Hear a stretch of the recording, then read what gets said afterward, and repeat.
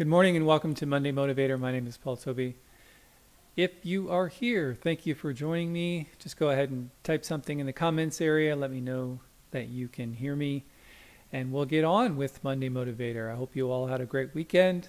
I know that I did, and I'm very much appreciative of the fact that you showed up here on a Monday morning looking for a little bit of motivation. So this morning, we're going to be talking about what's personality got to do with it. And I think if you have taken our courses before, you know that when it comes to personality types, there are, according to Myers-Briggs, 4 different personality types, and it's always a good idea to figure out where people fit into those different quadrants. And this is, I find, is infinitely useful. And throughout this morning, we're going to be talking about the reasons why this is useful and how to go about the process. So if you're just joining me, thank you for being here. Remember that the comments area, and by the way, thank you all for checking in. The comments area is for questions and comments, and you can do so throughout today's presentation as I am monitoring it. It's going to be rather short today. We usually go somewhere between 20 minutes and half an hour. So keep coming with your questions and your comments. That would be great. So as far as what's personality got to do with it, you must first figure out what personality type people are. And I do recognize that according to Myers-Briggs processes and systems, that it is a somewhat lengthy process, but I ran into a system which is much simpler and very accurate when it comes to generating what type of personality a person is. And so I would like you to do this exercise with me this morning. So the first thing is you must choose between formal and informal. So just go ahead and jot down on a piece of paper whether you believe that you are formal or informal in terms of the way you behave normally. So if you took a look at the types of restaurants you like to eat at, the clothes that you normally wear, whether that's to work or out on a date, what types of organizations that you belong to, and you have to choose one. It's not, well, sometimes I'm informal and sometimes I'm formal. I'm looking for what you prefer and what is the behavior that you normally most represent. So for myself, I can tell you that I'm way more formal than informal. I'm typically always dressed in casual business attire. I like to go to formal dining. I like to belong to organizations and sit on boards. I like business meetings. So typically this would, for me, would be I would be more on the formal side. There's no right or wrong here, by the way. It's just your current behavior. And I'm still waiting for my drawing thing to load here. So let's just give it a minute. There we go. And so typically what I would do is I would draw a line this way, draw a line this way. And normally when you're doing the exercise, put in formal and informal, one at the top, one at the bottom, and then just go ahead and circle one like this. Now I get, as I mentioned before, that you may sometimes fall on the informal side, but what I'm really looking for is how you behave, and I gave already a description. And so is everyone complete with that? Just go ahead and say, hey, I've had enough time with it. Write in the comments area that you've already done it, and we'll move on to the next question.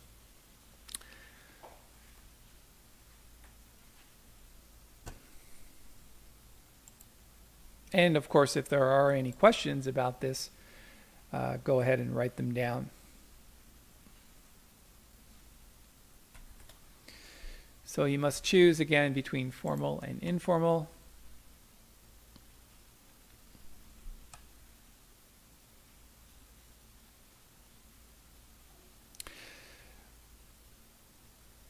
Okay, got people that are saying they're done. So let's go ahead and do the next one. So now you need to choose. This one's a little bit more difficult. choose between dominant or flow with. So what does that mean? Let's put dominant over here and flow with over here. Now, this is not the person that you'd like to be. This is the person that you are. Dominant means you like to take control of situations. You like to be in the center of things. You like to make decisions. Whereas flow with personality is more easygoing. You kind of go with the flow. You are not always wanting to be in complete control of things. You let others make decisions, and you're just far more easygoing. And again, you can't choose halfway between the two. You have to choose one or the other. So for me, I'm just going to pick flow with. Now, some people may believe that I'm more dominant personality because I like to do presentations and run membership sites and all the things that I do. But at the end of the day, I may have been that person at one time, but in the last probably 20 years, I'm more like just fairly easygoing. I like to go with things. I love to let other people make decisions for me, even though I'm constantly making them. But it's the personality type that I most identify with. So if you have any questions about one, whether, the difference between dominant or flow with, please go ahead and write that. And if you're finished, just let me know that you're done. And then we'll start assigning personality types to these quadrants. By the way, according to the people that I learned this from, which was the Brian Clemmer team, it's 98% accurate, which means that if people are honest with their responses, you should be able to figure out the personality type within 2 percentage points of being entirely accurate. So it's a very good system, and I've done it with many, many companies over the years. I know that Andrew Zimble here, I've done it with the Higgins team, and it tends to be very useful, and we'll talk about some of the uses for it in just a second. Okay, so now that we've gone and we've chosen between those two questions, now we start assigning personality types. And basically there are 4 quadrants. There's 1, 2, 3, and 4. And so essentially it's a mix of those two choices which creates this specific quadrant. And this quadrant is known as an analytic. And the personality type for an analytic is someone that really cares about the details, the numbers, making things add up.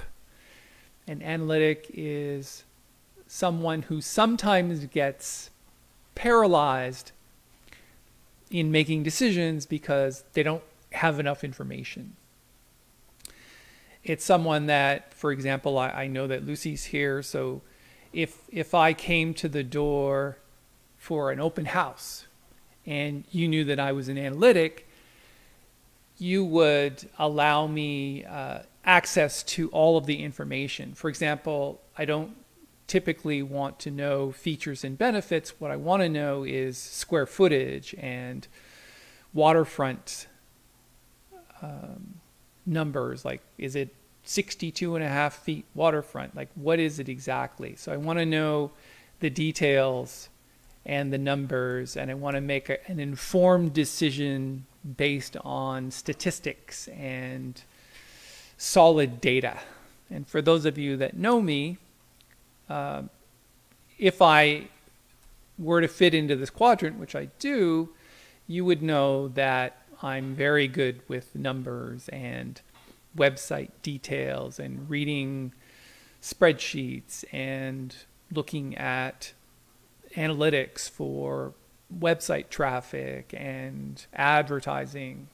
So for me, it's putting myself formal and flow with being an analytic. It's very accurate for me. And what you really want to do with an analytic and how this helps you is provide an analytic with the details and the numbers so that they can make an informed decision. And the more details you give them, typically the more informed they are and the better decisions they can make. Now, they may get paralyzed a little bit with information overload, but at the end of the day, that's really how best to deal with an analytic. Remember, any questions or comments about this are fair game. Let's go to the opposite side of this, and let's head over to a combination of dominant and informal. Oh, by the way, just before I do that, if any of you were, based on your initial responses, put into the analytic quadrant, please let me know and say, hey, I'm an analytic. That would be very helpful to me. Thank you. So the next one is a combination of dominant and informal. So let's go to the third quadrant here, and this person is what is known as a promoter.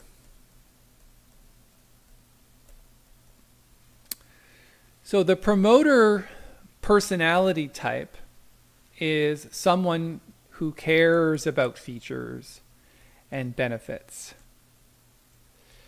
They're not too concerned with details. In fact, they're the opposite of detailed. Now, from time to time, they may be concerned with that, but it's not their primary concern. They want to know where the party is. If they came to an open house, and I keep dealing with this one because I think it's a good idea, how would you deal with someone who were a promoter that came to an open house?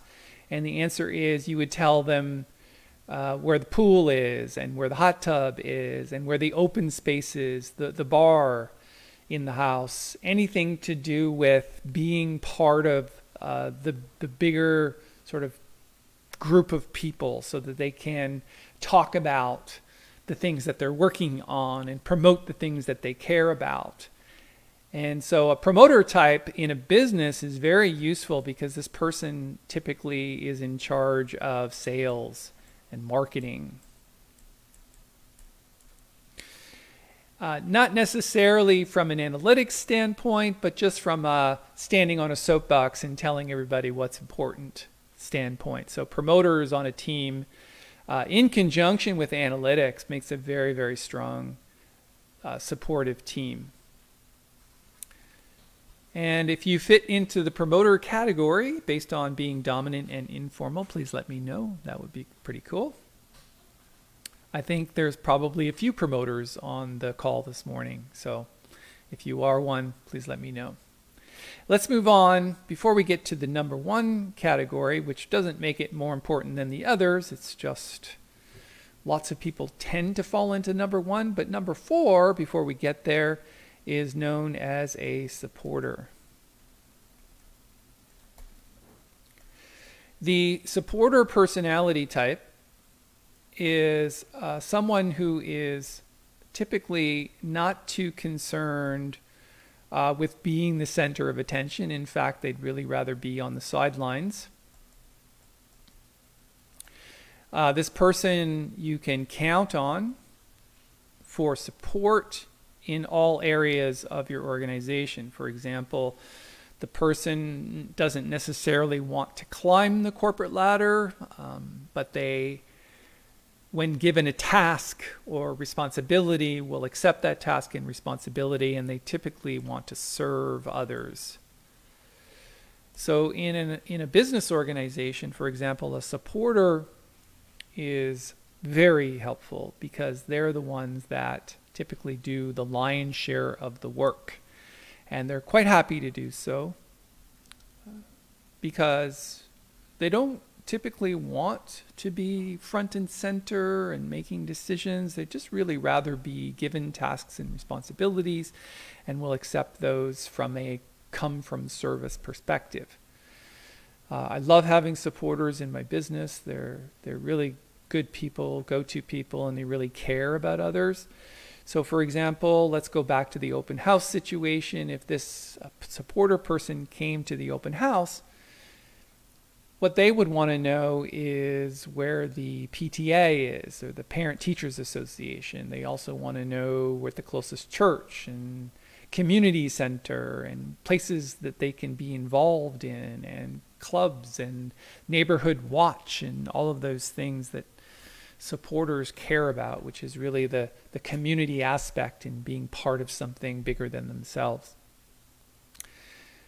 Okay, so if you fit into the supporter category, please let me know. I haven't heard a comment now for a good 4 or 5 minutes, so I'm not sure if you have done the exercise and put yourself into a category, but most people would probably fit into one of these 3 categories.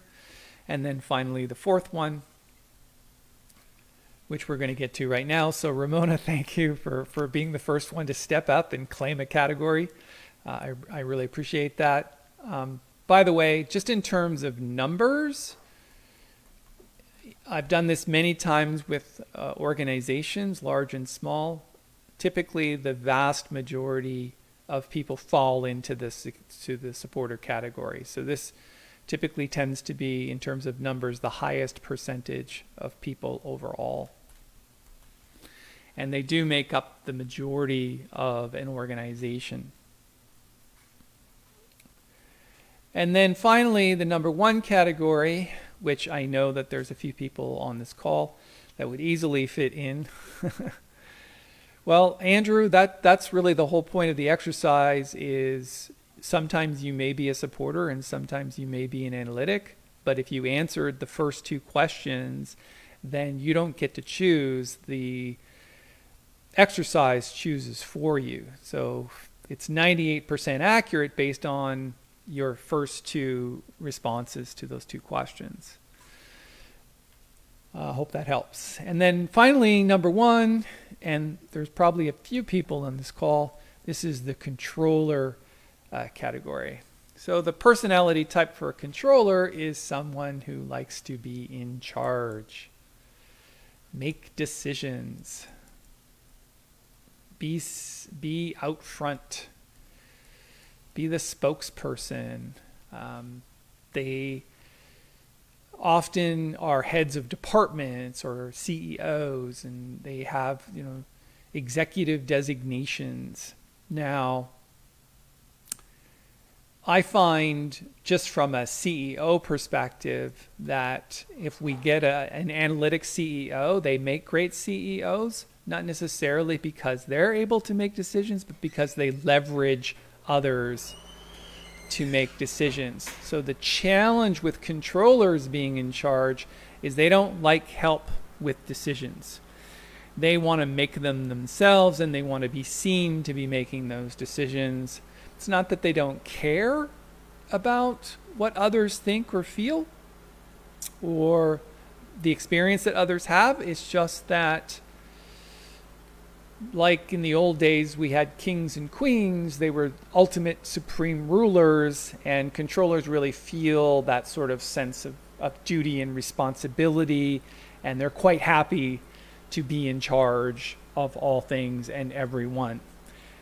But like I said, their biggest fault is they don't typically defer to others for help or advice.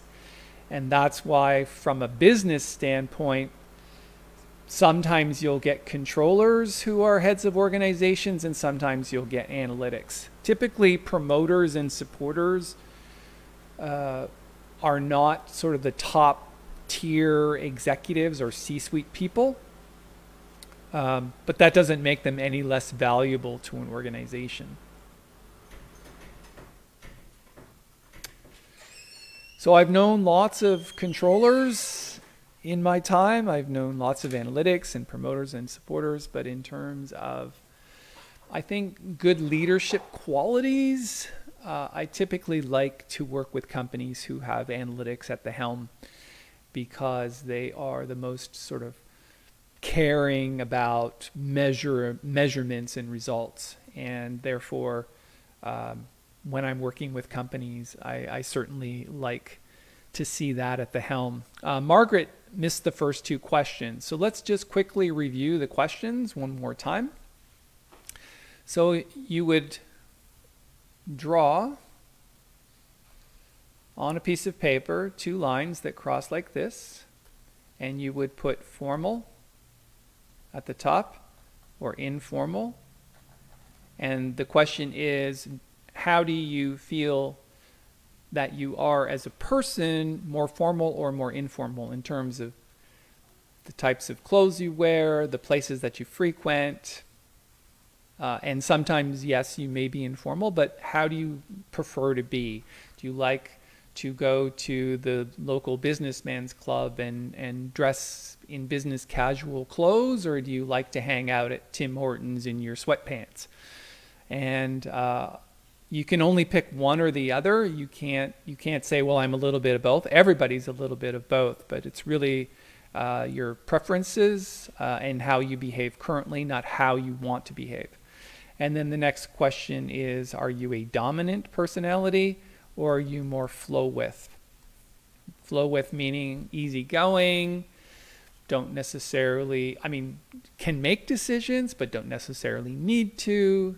It's like swimming downstream. They don't want to be, they hate confrontation, that sort of thing. Dominant personalities are people that are in charge, want to be seen to be in charge, don't mind making decisions, and just more outgoing and larger than life personalities. So you would essentially pick one from those two and then one from these two, and so on and so forth. And that gives you the quadrants that we talked about. And one more time, the quadrants are controller, 2 analytic, 3 promoter, and 4 supporter.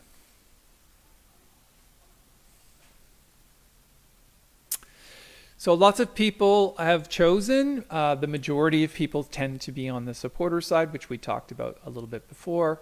And then there's a couple of analytics, 1 controller. Thank you, Kim, for stepping up to that.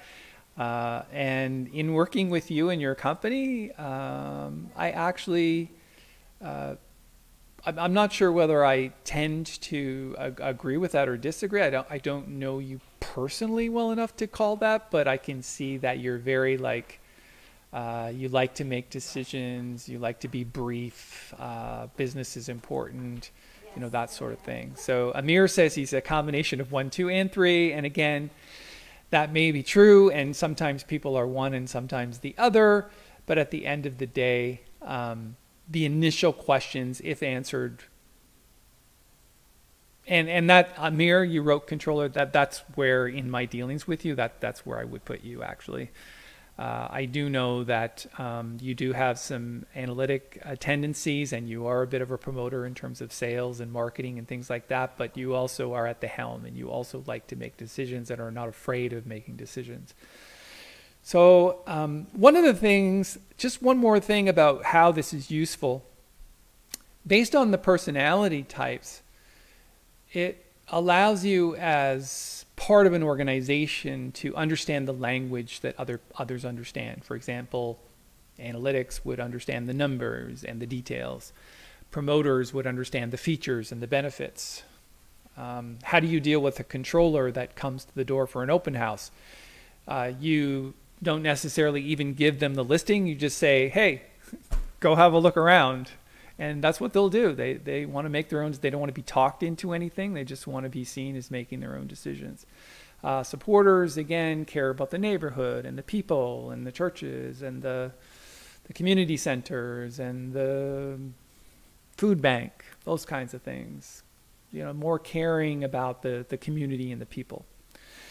So one of the ways that I used to use this is at the end of a live presentation, you would inevitably, if the stage were here and I were speaking on the stage, at the end of the thing, you'd get this sort of lineup of people asking questions or telling me why they're not going to sign up to seminars. And my job in that short period of time that I had with each person in line, I would ask them questions to determine which quadrant they fell into. And then if I, for example, determined that this person were a controller, I would basically cut the conversation short, dig out the sign-up form, and I'd just say, you know what to do. I wouldn't even try to convince that person or try to ask more questions. As soon as I figured out they were a controller, I would just say, hey, you know what to do. And whether they choose to go with you or not, that's their decision, and there's nothing very much you can do to influence that in terms of extra conversation. They got all the information they needed from the seminar. If this person were an analytic, I might spend a little more time and talk about the return on the investment in terms of numbers. If this person were a promoter, I would talk about how this would help them in their business in terms of sales and marketing. So if I were talking about a seminar for, say, digital marketing, it's like really drill down on some of the things that they would be learning that would help them be seen more, get out into the public a little bit more, that kind of thing. And then finally, if it was a supporter, I would talk about the others that were involved in the seminar and how much fun it's going to be working with other people and how much they'll learn and how much they can share and give in the organization for that particular seminar. So that's just one example of how I use this. I've found it infinitely useful over the years, and I hope you will too. Are there any questions or comments remaining about this Myers-Briggs exercise? And again, if you've done Myers-Briggs before,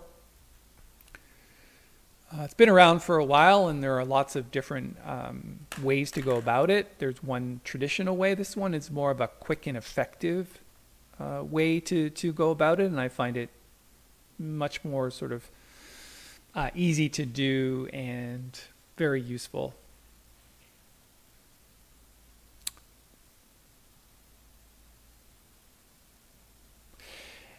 You might have one question that would say, well, how do I find out, based on somebody standing in a line at the front of the stage, how a person is an analytic or a supporter or one of the others? And the answer is you get pretty good at sizing people up with a couple of choice questions and taking a look at the way they're dressed. For example, if they're standing in line in less than business casual running shoes, backpack, I tend to immediately think that they're more on the supporter side. But then a couple of choice questions would be, just to kind of drill down on the supporter side. I would ask them about their family, talk about what's important to them in a community, that sort of thing. And analytic, of course, one of the questions I might ask them is, did you understand what the deal is? And does that make sense to you? So those kinds of things. And you get really good at it. And when you're interviewing people for positions, just do the exercise. You're not going to whip out this exercise and, hey, are you dominant or flow with? You could, but it might be a little bit uncomfortable if it's somebody new. But definitely if you're interviewing somebody, this exercise becomes very helpful, because as soon as you put them into one of the categories, you can determine if there is a place in your organization for that person. A very well-rounded organization has a small number of controllers, a little bit larger number of analytics, a little bit larger number of promoters, and a much larger number of supporters. Amir has a quick question regarding that's ambitious. Sure, go ahead. So Amir asks about a situation where a company might have 4 people in that company that would want to be members of That's Ambitious. So essentially the problem is that individual access currently to That's Ambitious is based on email address. And the reason why that is because in the membership area, as you go through courses, each person has their own speed at which they go through the courses. So if a course has 6 lessons, one person might take a week to go through all 6 lessons, whereas another person might take a couple. So having a company membership will work only if it's set up separately. So what in this particular situation is we could do is I could talk to you on an individual basis about how we might work with that company in terms of separate memberships for the people in the company, but give a special price. Everybody has to have an individual membership. There's no sort of company membership where other people can access. So in that particular case, if the company is serious, perhaps we could have a meeting with them and decide on what they'd be willing to invest to have their employees as members within That's Ambitious. So I hope that answers your question. There is no sort of double tiered designation. There's no company and then people underneath that. In fact, I don't know of any learning management system that is like that. But